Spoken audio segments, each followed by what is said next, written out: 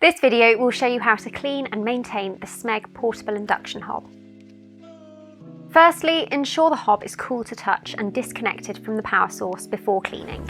Clean the glass top plate with a soft damp cloth or sponge and dishwashing detergent if needed.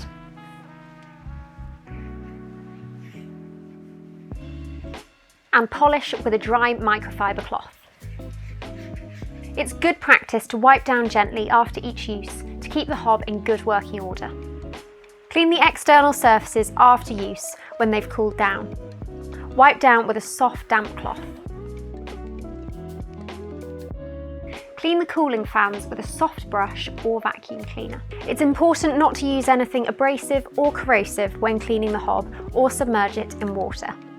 The accessories can be washed in warm, soapy water, rinsed and then dried thoroughly before either using again or storing away.